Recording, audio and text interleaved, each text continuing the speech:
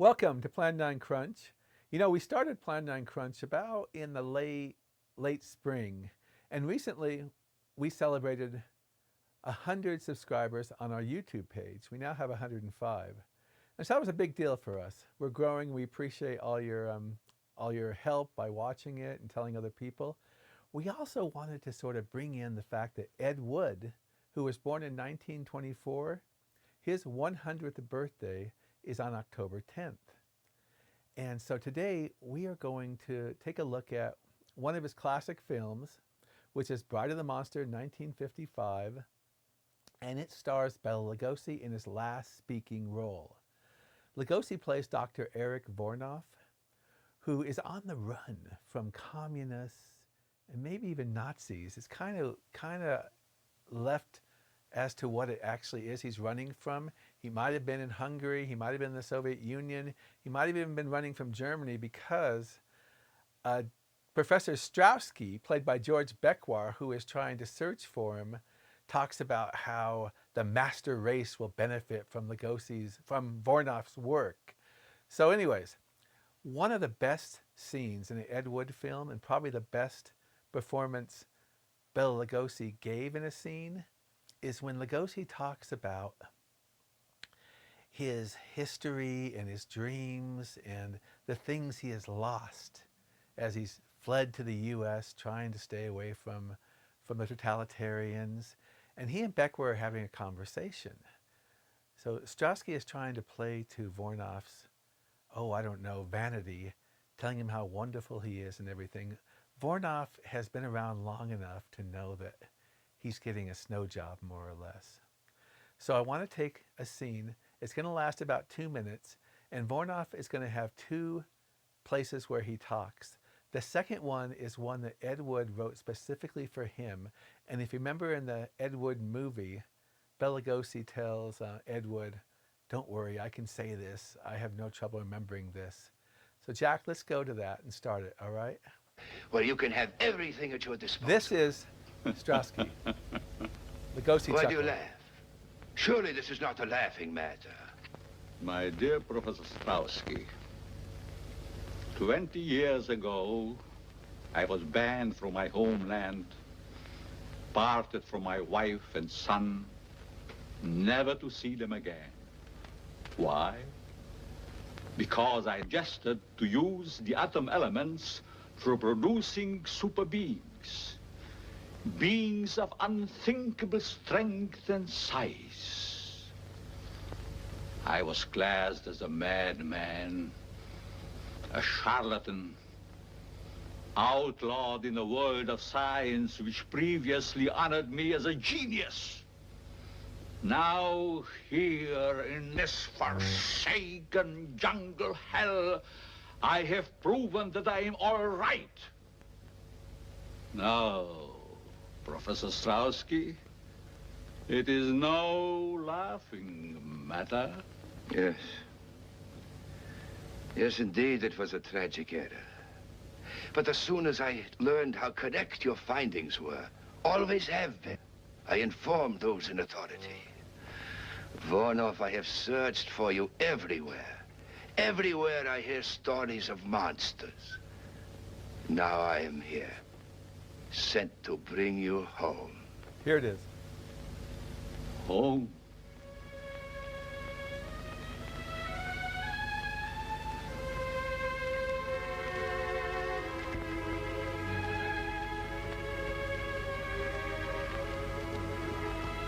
I have no home. Hunted. Despised. Living like an animal. The jungle is my home. That I will show the world that I can be its master. I will perfect my own race of people.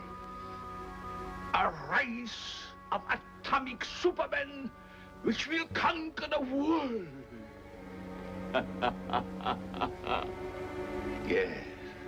Okay, you have to know a little bit about Lugosi's life to see the impact of that second speech he gives. Lugosi in the early part of the 20th century was a politically active actor, and he was in favor of the revolution, but he didn't want the extremists to win.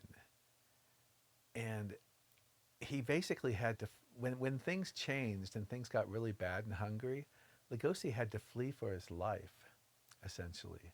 He went off and performed in Germany, and he eventually left and came to the United States, where he was, first he was just an actor in Hungarian plays in New York, but he was so talented, he got roles, and he eventually became a screen actor in movies. So he worked his way up, and he's probably thinking a lot about the time he was in Hungary. He never returned to Hungary. He was afraid that he would be targeted by communists. What's interesting too is Lugosi was also a victim of the McCarthy era. Through no fault of his own, he belonged to an organization that he thought was dedicated to human rights.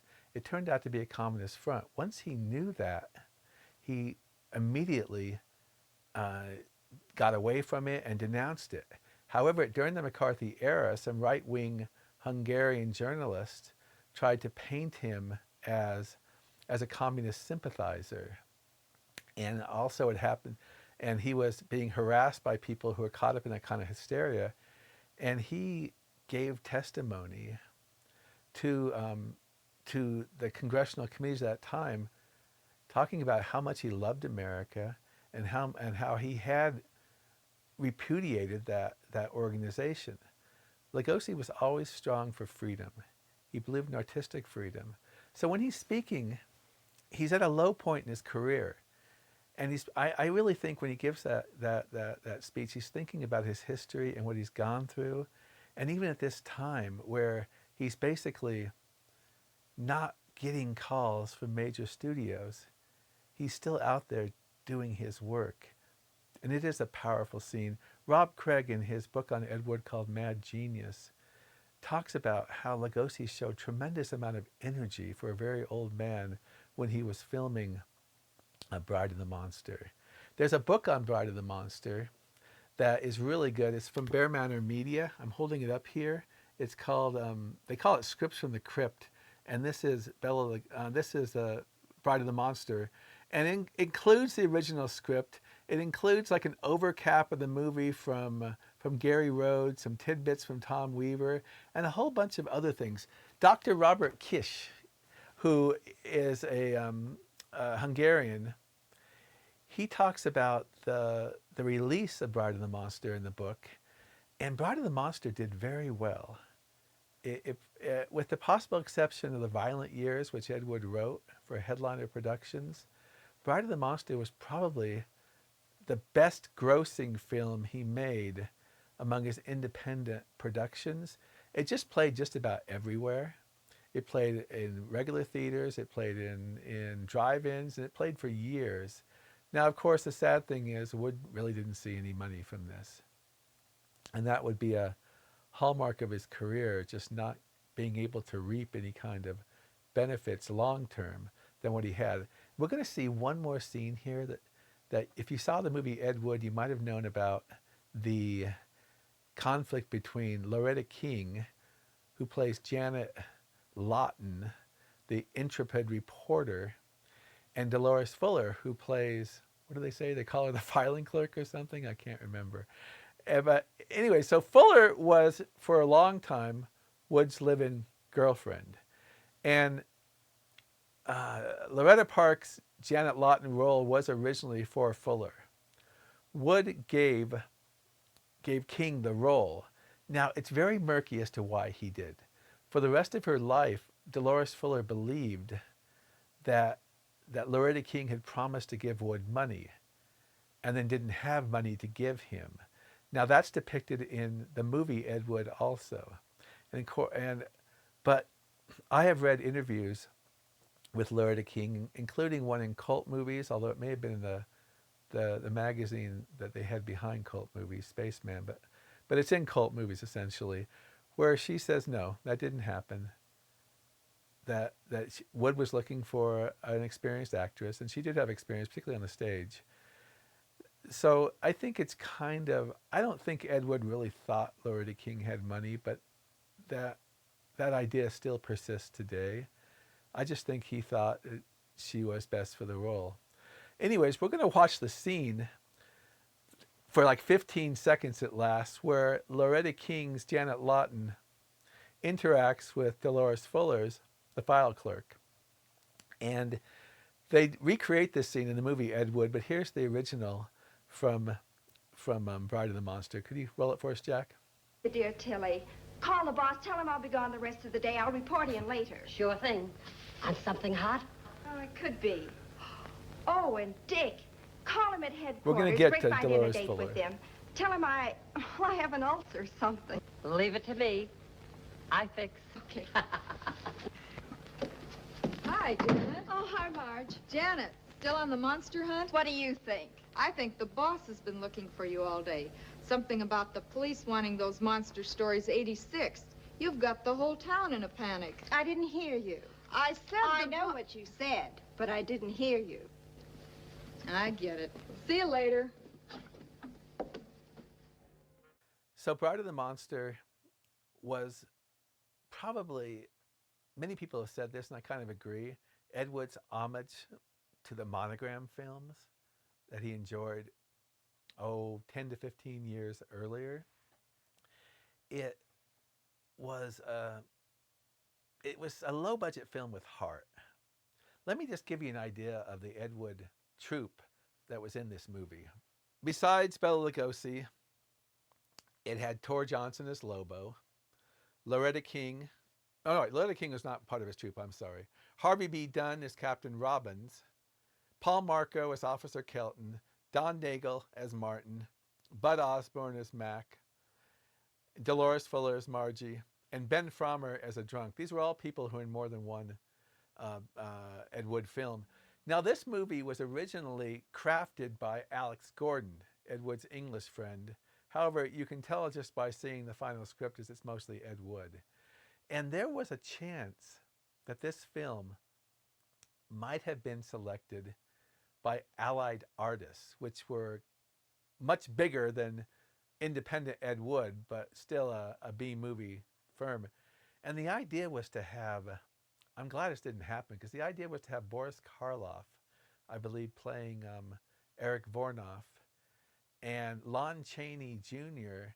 playing Lobo. You don't see Lobo in this particular thing, but he's the 375-pound Tibet mute. And then Lugosi was going to play the role you saw earlier, probably of Professor Straussky. And that would have been kind of like watching Lugosi in a throwaway role, the kind you see him in Black Friday, or even a great film like The Body Snatcher, or something like Night Monster, or The Second Black Cat, the comedy Universal made. So Lugosi was Eric Vornoff. And it's a great performance. It's his last great performance, the last great speaking role he had. In fact, the final speaking role he had. Also, well, Allied Artists was going to use those three actors. And then at the last minute, they just decided not to do it. And so Wood started things going. They filmed. They ran out of money. For several months, nothing was happening. Loretta King went to Arizona to see family, then got a phone call to get back right away. And they finished filming. There's an apocryphal, rap party in Ed Wood. Don't know if, most people don't think it really happened that way, but it shows all of Ed Wood's entourage and other people having a party at the end of this movie. So this is a film to watch. I've watched it, oh my gosh, dozens of times. I love it every time. And it's probably a good movie to watch if you celebrate Ed Wood's 100th birthday on October 10th. Sit back, enjoy it. It lasts about 68 or 69 minutes. It's a good, serious effort. It's a film that can stand on its own virtues. Of course, the special effects are low. Of course, some of the acting is not great. Of course, it's maybe a plot that you've kind of seen many, many times, but it has Ed Wood's unique dialogue and unique filming style, a guy like Ed Wood, you can't replicate him. You can criticize him to heck. What was it? What was that? The Golden Turkey Awards made him the worst director of all time, which was ludicrous. And he went, I mean, talking about Bride of the Monster being one of the worst movies of all time, I can guarantee you, if I had time right now, I'd name 50 programmers in science fiction and horror during the 1950s that don't even approach Bride of the Monster for any kind of uniqueness or entertainment value. And so, let's see if there's anything else we want to talk about right now about this. Wood made this movie, and then just kept going, trying to make movies. During the 50s, he made Glinda Glinda, he made Jailbait, he made Bride of the Monster, and then Lugosi passed away, and there was film Wood had of him, and they made Plan 9 from Outer Space, and then eventually Wood was trying to get a whole bunch of films going under Atomic Productions and made Night of the Ghouls. Frankly, Bride of the Monster, Plan 9 from Outer Space, and Night of the Ghouls are a trilogy of sorts. In Night of the Ghouls, they make a lot of references to Lugosi, to what happened in Bride of the Monster. And then in Plan 9 from Outer Space, you have the same detective that's in Night of the Ghouls, played by Duke Moore, but he has distinct names. Once again, the wonderful multiverse that is Ed Wood's films. So we appreciate you coming and watching us right now. Give this homage to Ed Wood, celebrate his 100th birthday, and watch Bride of the Monster. And once again, thank you for giving us support at Plan9Crunch. We're well over 100 subscribers now. And besides being on YouTube, we're on TikTok, and we're also on Facebook, Plan9Crunch podcast and blog. And we do have a blog because we've been doing movie reviews and book reviews and interviews since 2008 at Plan9Crunch.com. And my name is Doug Gibson, and that's a wrap.